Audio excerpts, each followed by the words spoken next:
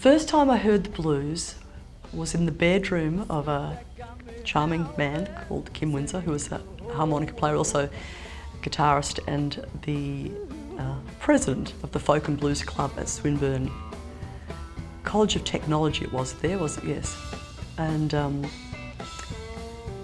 I had just been the sort of kid that had never particularly been that interested in rock and roll or popular music when everybody else is having crushes on pop stars and putting posters on the wall. I was strangely unmoved. I think it's really so typical because blues can often be that kind of word of mouth music that you hear from a sibling or an older friend or someone. Someone tends to introduce you to blues, and that's exactly what happened. You're sitting around, you know, and having a drink or something, and someone puts on this music and I was just riveted, like, this is great. What is this music? This is great. This is like something visceral is connecting for me with this music.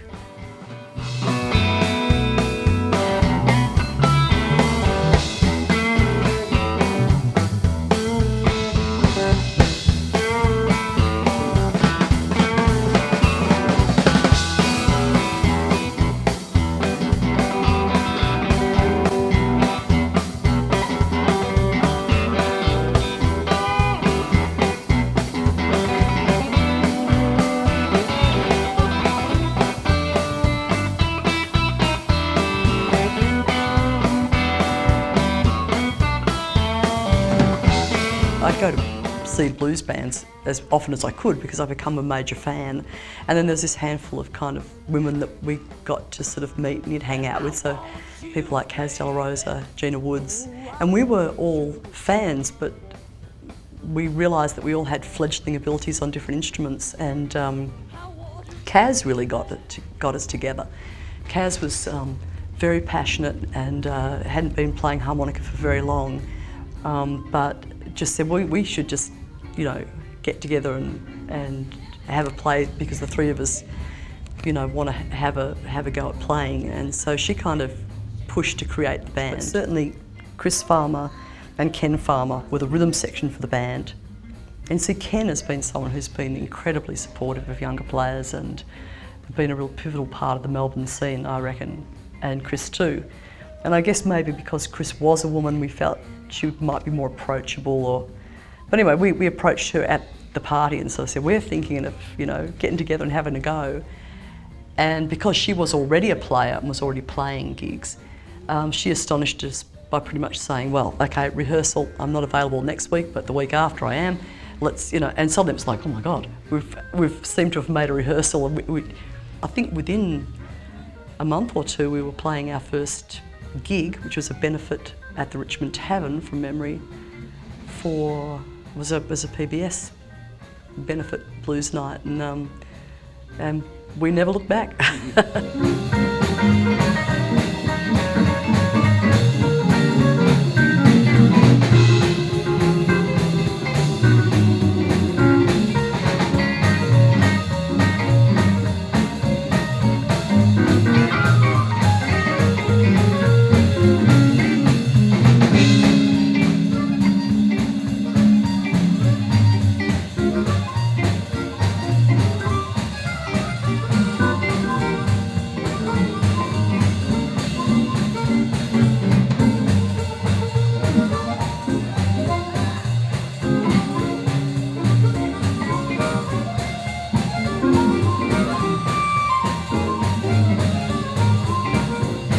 Having won the MBAS Performer of the Year, then of course I'd always wanted to go to America. You know, I was a blues fan. That's where you go to the home of the blues, and but I was too broke to do that. So to have the sponsorship by representing the MBAS, then of course I got, you know, a ticket to Memphis, and so one of my first gigs in America was actually on Beale Street, this historic street where so many of my blues heroes would have played, and that was alone an incredible experience. And I had met Gay Agdabalola from the Uppity Blues Women, because the Uppity Blues Women had been out touring in Australia and the Mojos had done the supports for some of their shows, and Gay was there, and I ran to Gay, and Gay's a good friend of Bob's, and so Bob usually has a gig at the Rum Boogie, and there's some jamming, but it's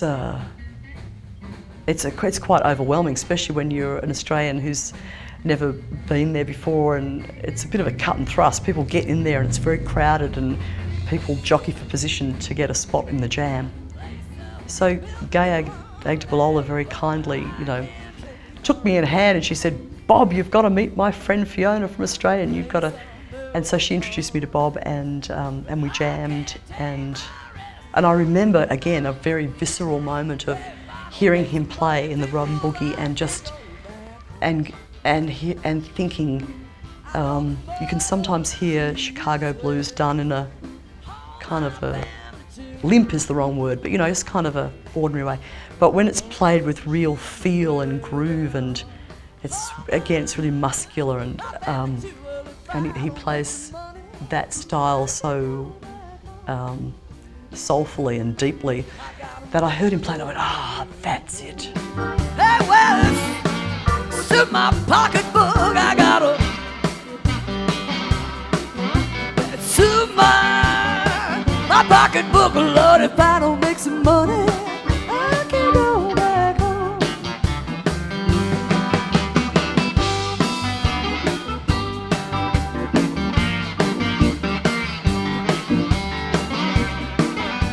I think he's had an incredible, profound effect on my playing in recent years.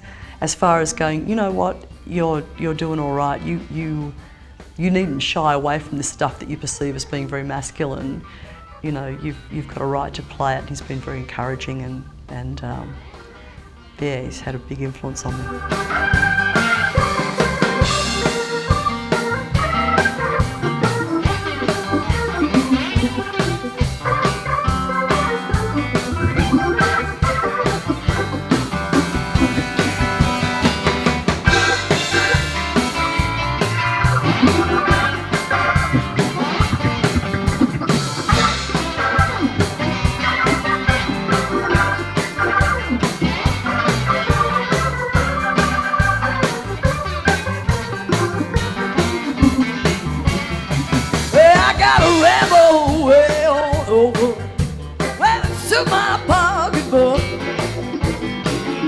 I mean, I often get people coming up to me randomly at gigs going, well, I've written a few songs in here, or sending you things, and I very rarely do songs that I don't have some sort of connection with, because I write so much of my own material. I don't usually do covers, but then when on each album, you'll have this whole backbone of most of the original songs, but then maybe I like to have, in recent times, one song from a friend who's an Australian blues player as a little showcase. That's become a thing. And then a couple of songs from classic blues players, either Howling Wolf or Reverend Gary Davis. I'm a big fan of J.B. Lenore's, and I've covered a few of his songs. Because if you do some of the original classic players, it gives some sort of context for your own material, your own original songs. You're gonna miss me, baby, what if you ever get gone? You're gonna miss me, baby, you think you're so big and strong. Because I got you, did some voodoo on you, and baby, that ain't all I'm gonna do to you. I put my name, ain't on a tattoo, put it right on your soul. I love Chris's stuff, and I've often told him so, that I like that, and Chris has also been astonishingly good to me in terms of times when when I was first trying to record my own album for the first time, and I was trying to make those decisions about production. He's I call him the blues Buddha. He's very thoughtful, and he gave me really good advice. But I think he sometimes feels a little stuck between his two personas of, he's written some astonishingly beautiful songs, and I remember hearing Face in the Mirror the first time on the radio, and it's the only time in my life, I think, that I've actually was driving my car through Melbourne, and one of the wonderful local blues programmers on PBS or Triple R or 3CR, played Face in the Mirror, and I literally drove to the nearest record shop to ask if they had it and bought the album right there. Don't you love the way you grease it with the meat shaking on the bone? Might hurt your pride, but you better go and run on home. Run home,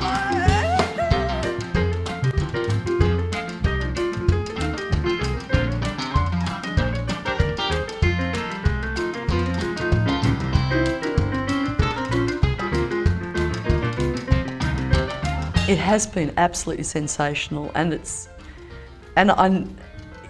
when you pinch yourself, because I was a huge blues fan for many, many years before I was a player. So when you sort of think, I remember the feeling of hearing songs like Moaning at Midnight or Smokestack Lightning for the first time, and how deeply moving and exciting, and you suddenly go, these are some of these tracks that you've listened to for so many years. I'm sitting here, I'm playing, I'm touring with the guy who invented that lick, who was part of all that, and it's a link to living history of the music, and that's been an incredibly precious gift. Because even if you had a chance to see someone at a festival here in Australia, if they came and you could actually just see them, that would be wonderful.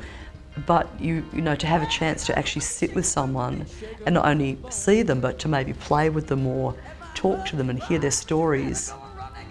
And some people like Pinetop, you know, he recorded on my Blues Woman album when he was 96, and he was still gigging and touring, and you think about that life, you know, the gigs he experienced, the people he hung out with, the people he played with, even just in terms of being a young guy who was picking cotton in Mississippi on Hobson's plantation. Over the years, he's seen, you know, motor cars and tractors and the repeal of, you know, the Jim Crow laws and civil rights, and through all that, he just kept gigging and playing, and, you know, it's a link to living history. And now, you know, sadly, in the last year, we've lost people like Really Big Eyes Smith and Pinetop, and yeah, so it's even more precious to have had the chance to meet and play with people like that.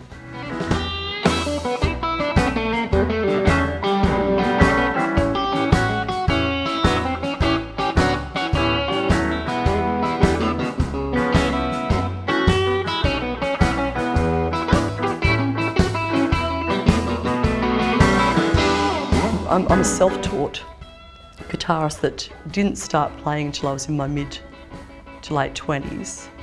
And I think because there's so few female guitarists, and it's a very male-dominated area of endeavour, you know, you're keenly aware that that the guys have been playing in their garage since they were 10 or whatever, so that you've got 10 or 15 years behind in experience. And so you have to grow up in public, and you have to just do your best. And my attitude had always been not to buy into... Guitarists can be a very competitive breed, and I'd tried to never sort of buy into that, and just thought, I'm just going to, you know, find my gigs, love my blues, listen to it, try and improve my musicianship, try and get to the next gig, and really avoid that kind of competitive thing. Don't just say what you think I want to hear. Heard that all before. I don't want that kind of deal no more. If it ain't the truth, then man, I'm out of here.